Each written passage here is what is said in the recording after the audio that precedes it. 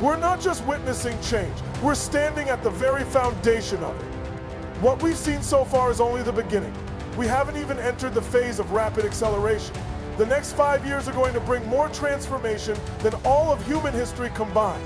This will be driven by groundbreaking advancements in fields like nanotechnology, artificial intelligence, and robotics. These aren't just buzzwords. These are forces that will reshape how we live, work, and connect. But with such change comes disruption. Studies suggest that 40 to 50% of current jobs may disappear or be radically altered. So the question is, how do we prepare ourselves, our children, and our grandchildren to thrive in this uncertain future? The answer, I believe, lies in mastering 3 essential skills. The first is the ability to recognize patterns. Everything in life follows patterns. History, economics, relationships, even our emotional responses. Why do people smoke, drink, or lash out in anger? It's rarely random. It's triggered by patterns. Boredom, sadness, loneliness. When you learn to see these patterns clearly, the world becomes less chaotic. Fear fades because you begin to understand what's really going on underneath the surface. That was the turning point for me.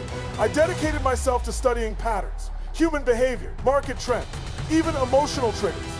And that knowledge gave me power. But pattern recognition alone isn't enough. The second skill is knowing how to use these patterns effectively. It's one thing to see what's happening, it's another to leverage it to your advantage. That's what separates those who survive from those who thrive. Think of elite athletes, legendary musicians, or top financial traders. They know how to harness patterns to create consistent results. I spent 24 years working with Paul Tudor Jones, one of the most brilliant traders in history, and everything he did was based on identifying and acting on patterns. Great filmmakers, performers, and entrepreneurs all do the same. They recognize the rhythm, the timing, the triggers, and they use them to shape outcomes. Then there's the highest level, the third skill, becoming a creator of patterns. This is where true mastery lives. When you stop reacting to the world and start shaping it. When you no longer rely on existing paths, but instead carve your own. That's how you become a leader in your field, an innovator, a game changer. Once I learned how to create new patterns, not just observe or use existing ones, I was able to make a real difference. Not just in my own life, but in the lives of others. That's when I started getting calls from people in crisis, from parents whose kids were suicidal, to leaders facing public scandals. One day, I got a call from President Bill Clinton. It was the middle of the afternoon, and he said, "They're going to impeach me tomorrow. What do I do?" I couldn't help but laugh a little and say, "You couldn't have called me sooner." But seriously, it was those moments when I had no safety net and had to act fast that forced me to use everything I had learned. I worked with Serena Williams when her sister was tragically killed and she had to get back on the court for the US Open. These were real people facing real pain. And because I had trained myself to see and shape patterns, I was able to help them transform their state and perform at their peak. This approach didn't just apply to emotional breakthroughs, it worked in business too. Today, I own or run 114 companies, and together we generate $9 billion, 0 cents in annual revenue. I never went to business school. I didn't follow the traditional path. I modeled success. Jim Rohn, my mentor, always said, "Success leaves clues."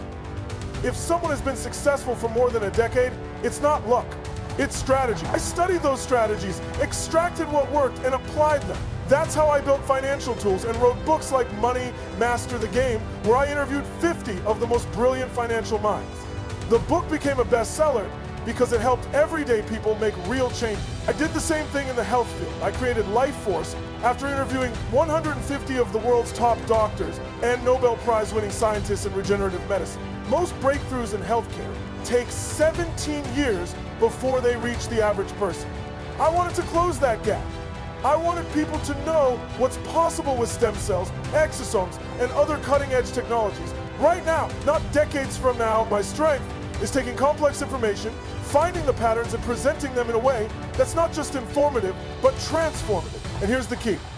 Transformation doesn't come from information alone. We're not living in an information age anymore. We're drowning in data and starving for wisdom. We live in an entertainment culture now. If you can't capture people's attention, you can't change their life. I've had to learn how to hold the attention of 20,000 people in a stadium for 12 or 13 hours, people who wouldn't sit through a 3-hour movie. I do it by entertaining first. I bring laughter, playfulness, sometimes even tears. That emotional engagement makes people open and ready to receive something deeper. Once I have their attention, that's when I educate. I give them the most effective tools. Strategies are modeled from the best in the world. These tools work, they're proven, and people use them to get real results. But it doesn't stop there.